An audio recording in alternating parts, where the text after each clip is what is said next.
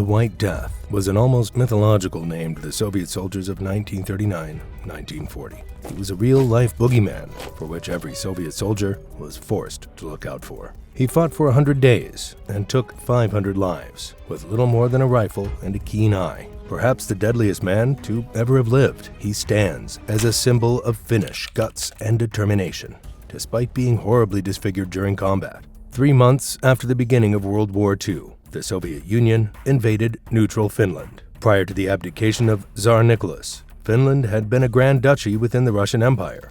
As the Tsar fell, the legal basis for the Union went with it, and Finland declared independence, which was legally recognized by the new Soviet Union. Despite this legal recognition, the Soviets contributed money, equipment, and manpower to the raging Finnish Civil War, which pitted communist Finns against the Democrats and monarchists in hopes of reabsorbing Finland. The communists lost, and the new Kingdom of Finland was formed. 21 years later, the Soviet Union, now under Stalin, took advantage of the war in Europe to launch a second attempt at bringing Finland back into the communist fold, and so began the Winter War. The Finns were at an instant disadvantage. They lacked modern aircraft and armored vehicles, and the few they did have were usually outdated and terribly undergunned. But what they lacked in men and equipment, they made up for, as many invaded people do, with sheer determination, or in Finnish, sisu. Simo Heiha is a perfect illustration of the Finnish will to fight. Heiha was born in 1905 in the province of Viipuri. He was one of 8 children and spent his young life working on his father's farm. Following Finnish independence, he joined the Suojeluskunta,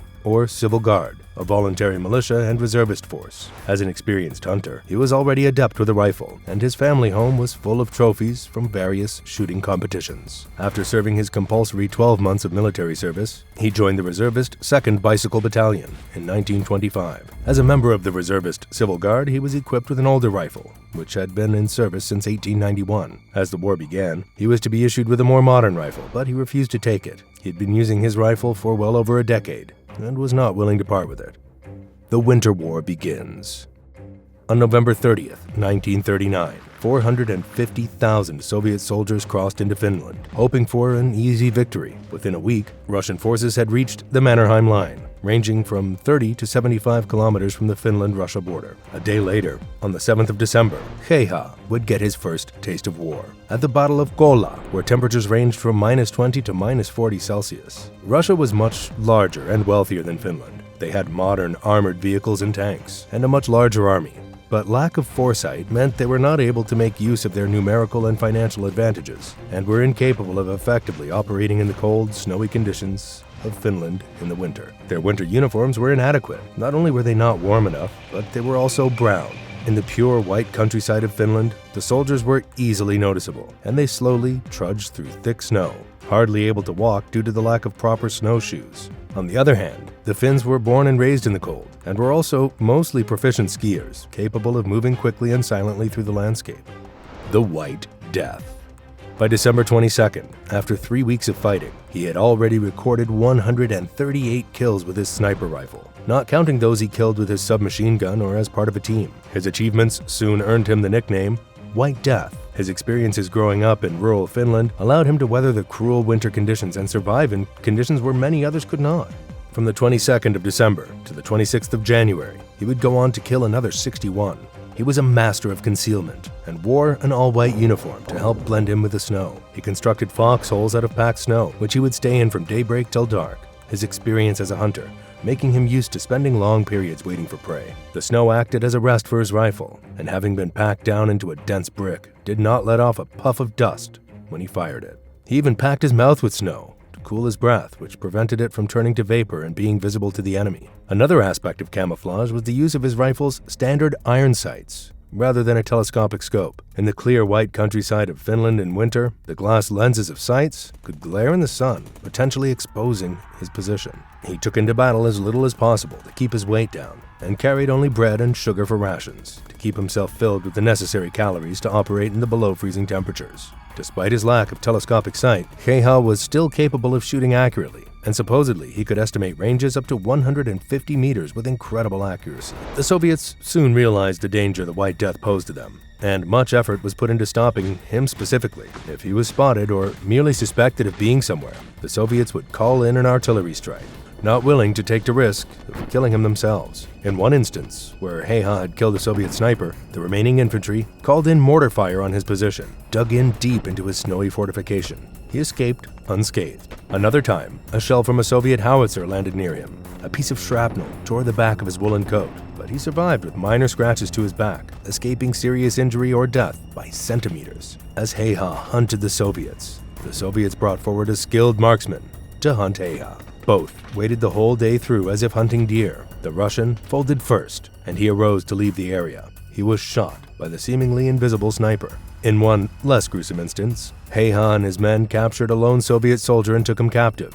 The soldier was blindfolded and bound, but rather than being taken off to be shot, he was spun around until dizzy, and then taken to a tent full of Finnish soldiers. Probably expecting to be executed or taken as a prisoner of war, he instead partied along Heha and the other Finnish soldiers, and according to Heha, was disappointed when he was released and sent back to the Soviets. The end of Heha's career would come on the 6th of March. Receiving a taste of his own medicine, he was shot in the jaw by a Soviet sniper. The enemy sniper was using explosive ammunition, causing serious facial damage. Following the battle, his body was laid alongside the dead, and the story of his death spread quickly through the Finnish army, to whom he was a hero and a celebrity.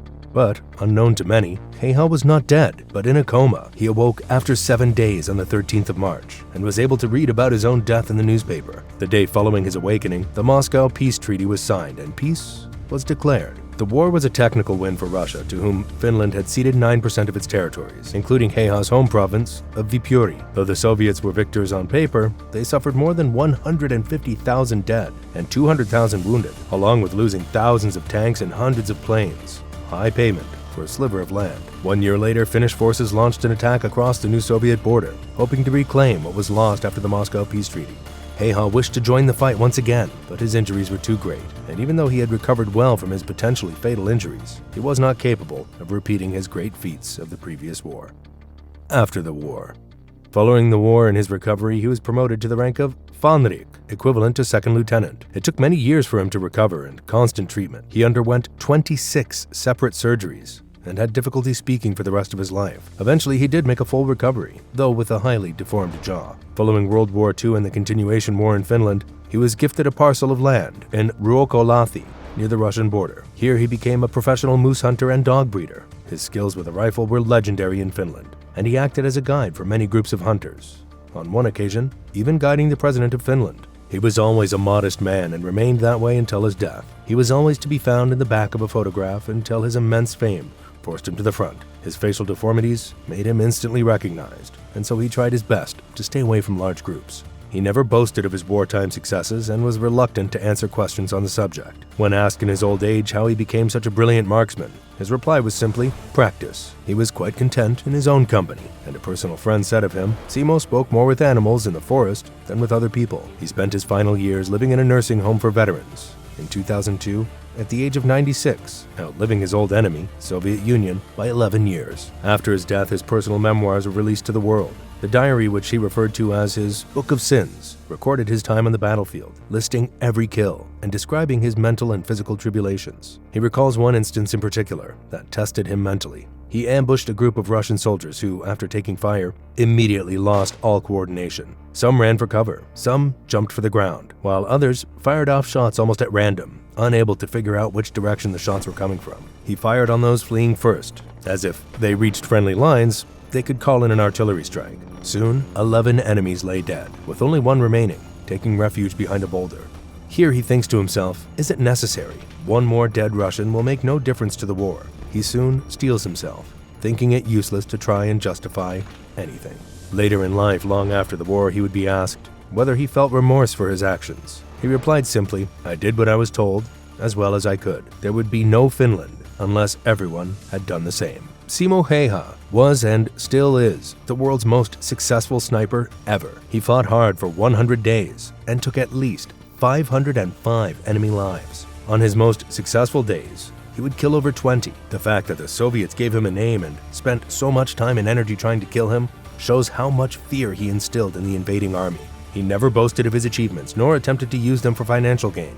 Heha and his comrades were outmanned and outgunned, and the Soviet victory should have been quick and inevitable. But in the end, no material advantage could have given them Finland. The Finns lacked all but one vital aspect: determination. And it was this determination, their sisu, that won them the war.